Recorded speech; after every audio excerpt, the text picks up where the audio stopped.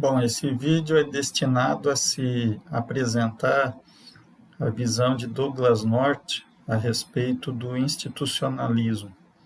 Tá? O nosso primeiro autor da nova escola institucional, né, que vai ser o período após a Segunda Guerra Mundial, né, na segunda metade do século XX, em que o pensamento institucionalista vai se direcionar para uma nova vertente de abordagem a partir do conceito de custo de transação desenvolvido por Ronald Coase nos anos 30. Esse conceito ele vai ser utilizado pelos autores da nova economia institucional para desenvolver um pensamento institucionalista distinto daquele realizado no início do século XX, na primeira metade do século XX, pelos autores do institucionalismo original, que eu já discuti nas aulas anteriores, tais como Veblen, Mitchell, Commons e assim por diante, né? Então, a visão da nova economia institucional é aproximar o pensamento institucionalista do que é denominado pelos autores da nova economia institucional como uma abordagem teórica precisa e identificada com variáveis passíveis de avaliação empírica e com uma abordagem de análise mais próxima da economia ortodoxa, ou seja, da economia neoclássica. Então, a nova economia institucional, desenvolvida por autores como Douglas North ou Oliver Williamson, ela vai ter uma visão, né, em que se distancia em certos aspectos da economia neoclássica, mas ainda mantém certas pressuposições, as quais a colocam dentro de uma visão mais afeita, mais próxima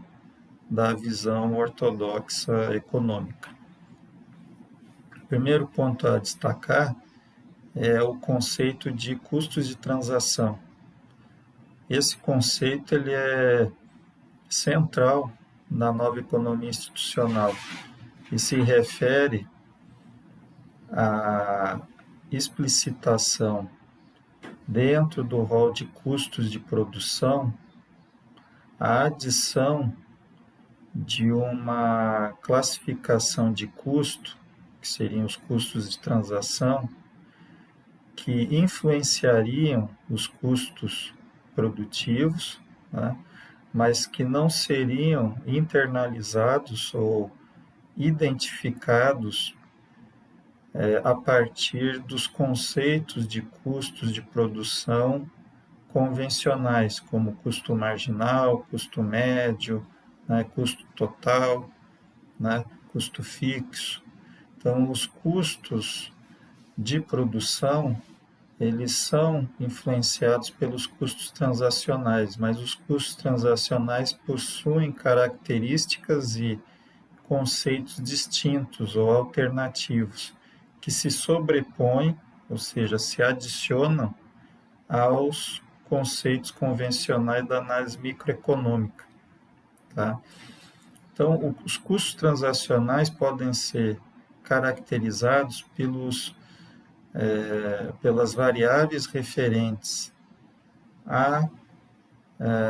ao estabelecimento e imposição de contratos, de instrumentos de governança que organizam ou gerem as transações econômicas. Então, nós vimos já anteriormente que John Commons enfatizou o papel das transações como uma variável importante, no sentido da definição do escopo de análise da análise institucionalista. Os custos de transação, então, eles vão se estabelecer sobre as transações, os mecanismos necessários que regem as transações, tá? Isso pode se estabelecer sob uma gama de mecanismos que se relacionam, né, se distribuem desde as transações de mercado, né, até as transações realizadas sob o processo decisório da firma, ou seja, dentro do escopo da própria firma. Dentro desse leque, você tem vários tipos de transações estabelecidas por instrumentos de governança distintos, que passam pelos contratos, que passam pelas cláusulas de sociedade anônima ou sociedade limitada, passam pelos mecanismos de franchise, de cooperativismo, de integração, né, entre os agentes produtivos e assim por diante. Então, de certa forma, a abordagem do custos de transação analisa como as transações, ou seja, a transferência de direitos de propriedade sobre bens e serviços, são realizadas no sistema econômico. E esse leque de variáveis denominadas, né, classificadas dentro desse conceito abrangente de custos de transação, afeta a eficiência dos agentes econômicos e, dessa forma, em termos macroeconômicos, pode ser determinante para o desempenho das economias nacionais ao longo do tempo. Então, seria um determinante importante para se explicar os diferenciais de renda per capita a longo prazo entre as nações. A abordagem da nova economia institucional, então, ela vai ser ancorada na visão das transações, já estabelecida por John Commons, e pelo conceito de custos transacionais, e dentro de uma avaliação macroeconômica, dentro de uma orientação de análise macroeconômica liderada por Douglas North, ou de avaliação microeconômica determinada, né, liderada pelo Oliver Williamson. Então, essas duas perspectivas da nova economia institucional abarcam o escopo, né, o caminho de análise dessa linha de avaliação econômica dentro de dois caminhos complementares, mas com suas especificidades. Tá? O primeiro autor que eu vou destacar hoje é o Douglas North. Douglas North é um autor central, né, nessa abordagem da nova economia institucional, vai desenvolver uma abordagem voltada à análise da evolução, né, do desempenho econômico e os diferenciais de desenvolvimento entre nações orientado pelos diferenciais de estruturas institucionais. Então, as instituições seriam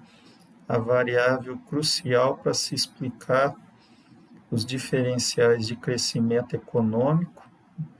e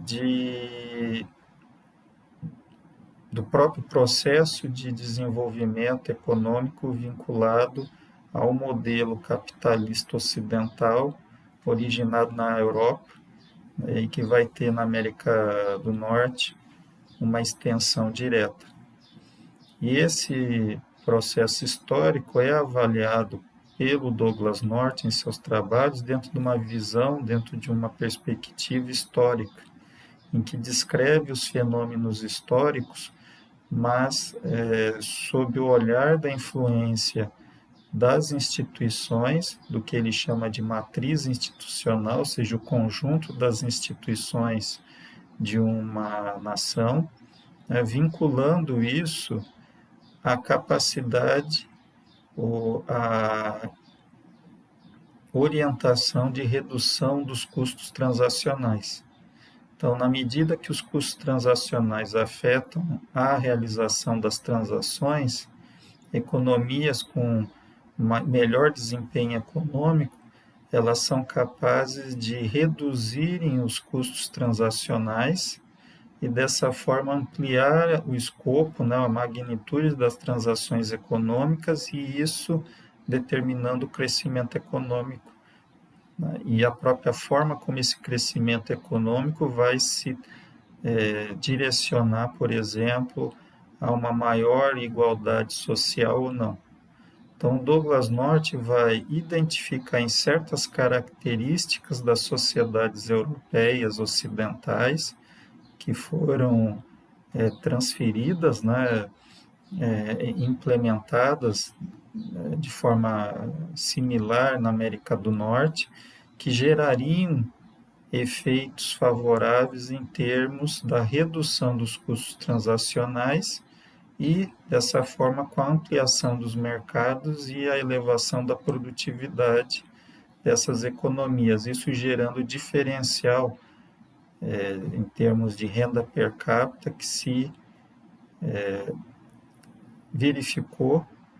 né, em relação aos países ocidentais desenvolvidos, em relação aos das demais regiões, né, os demais hemisférios aí,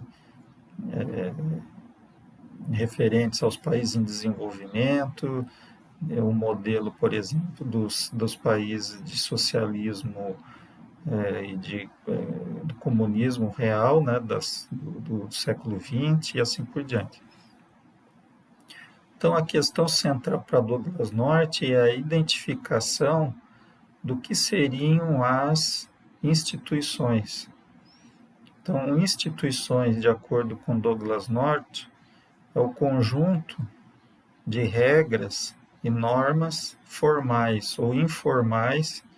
que geram previsibilidade e padronização no comportamento humano. Como Douglas North enfatiza ou exemplifica, as instituições seriam as regras do jogo social. Elas determinariam, estabeleceriam padrões comportamentais aceitos e que seriam efetivados através de sanções ou via, adicionalmente,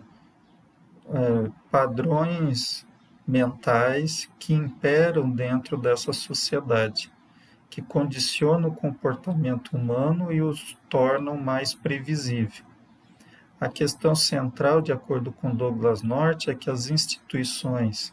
ao fazerem esse regramento social, elas podem fazer isso gerando efeitos mais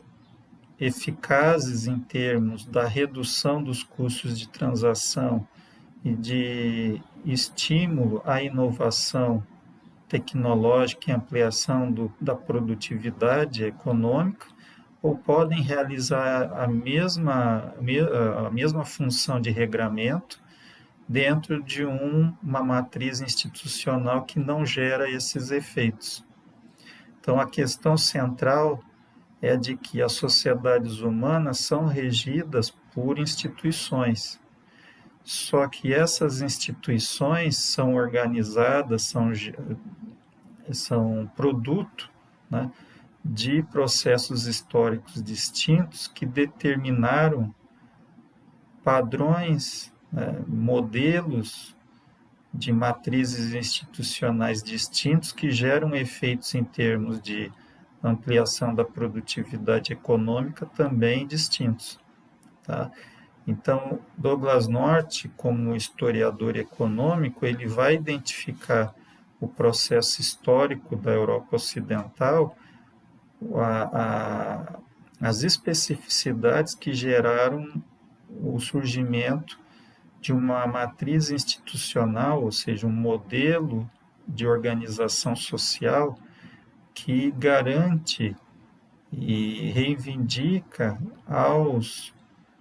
a inovação e a garantia dos direitos de propriedade uma relevância, uma capacidade de preservação dos interesses dos empreendedores numa magnitude maior do que em outras sociedades. Ou seja, ele vai identificar no processo de organização e de transformação das sociedades europeias ao longo da Idade Média para a Idade Moderna,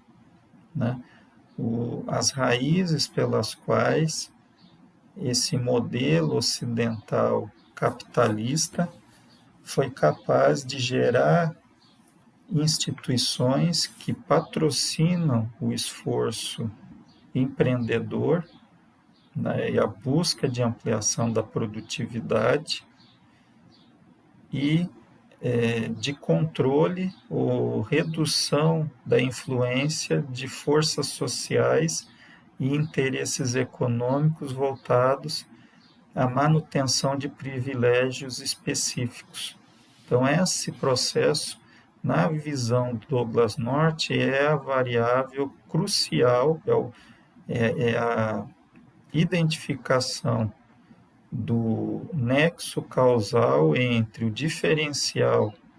de desenvolvimento econômico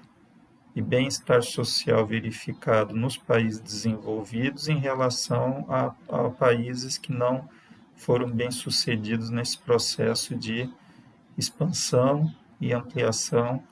da produtividade e das atividades econômicas em geral, né? Então, ele vai identificar, por exemplo, na Revolução Gloriosa na Inglaterra, em que o poder do monarca inglês é transferido ou reduzido em favor do parlamento, no aspecto da tributação, né, do estabelecimento das regras de tributação e das leis em geral, né, ou seja, da própria matriz institucional ser transferida ao escopo do parlamento, ao invés de um monarca absolutista, como um fator essencial que já havia ocorrido, por exemplo, na Holanda anteriormente, dentro de uma outra sistemática, né? De uma nação na Holanda que já nasceu a partir de interesses de comerciantes, mercadores burgueses, né, dentro de um outro processo, mas que em ambos os casos se verifica uma matriz institucional garantidora dos direitos de propriedade burgueses, ou seja, dos capitalistas, e de estabelecimento de instrumentos de minimização ou de controle de ações no sentido de manutenção de monopólios, controles estatais e interesses específicos que visem a redução do nível de competitividade dessas economias. Esse modelo ele foi implantado na Europa, foi observado na Europa e transferido, por exemplo, nos Estados Unidos, que manteve essa mesma característica e, dessa forma, dentro de condições de maior acesso a recursos naturais e uma população imigrante buscando a oportunidade de estabelecimento de liberdades individuais, esse processo foi seguido ou expandido, né, na América do Norte. Por outro lado, a comparação com os países da América Latina indica que a própria formação colonial dessas nações foi oriunda de um processo de expansão mercantil patrocinada pela coroa espanhola ou portuguesa em parceria ou dentro de um sistema de plantações para exportação, de plantation, né? sistema econômico voltado à exportação de produtos tropicais, dentro de arranjos institucionais que não geraram incentivos à inovação tecnológica e ampliação da produtividade, e, ao mesmo tempo, de um estreitamento das relações econômicos mercantis e as coroas absolutistas, num processo de aproximação, né, de inter-relação crescente, que foi dar origem a nações independentes em que o poder do Estado, no sentido dos instrumentos regulatórios voltados à preservação de certos interesses comerciais, de classes sociais e interesses econômicos que não estabeleceram a primazia da concorrência e da ampliação da produtividade. Então, esses interesses específicos, dada a matriz institucional dos países da América Latina, teriam gerado um sistema institucional que não patrocina ou não estimula a redução dos custos transacionais, ou seja, custos transacionais elevados, e dessa forma um potencial de expansão de mercados e de competitividade menor. Então, essas nações, como consequência, vão ter um processo histórico caracterizado pelo subdesenvolvimento em relação aos casos da Europa Ocidental e dos Estados Unidos. As críticas que se fazem à abordagem de Douglass North vão na linha de que Douglass North enfatiza um modelo institucional, ou seja, uma matriz institucional que historicamente teve vantagens comparativas, né, mas que se caracteriza por um processo histórico definido. Então, a pressuposição de que esse modelo de organização institucional possa ser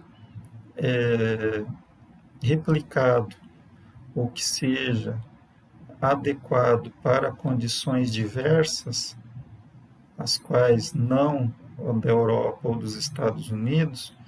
da América do Norte, geraria uma crítica quanto à sua aplicabilidade em outras situações. E, ao mesmo tempo, a identificação que um certo modelo de matriz institucional seria inequivocamente a mais eficaz para a geração dessas ampliações de eficiência produtiva e de redução dos custos transacionais. Por exemplo, ao se verificar mais recentemente o crescimento da economia chinesa, é um exemplo de um modelo de matriz institucional totalmente diverso e que vem, ao menos aí nos últimos 30 anos, tendo sucesso no crescimento econômico e na ampliação da renda per capita. Então, isso aí, em certos textos, é chamado de monocultura institucional, ou seja, a ideia é que só apenas um modelo de matriz institucional seria a garantidora de expansão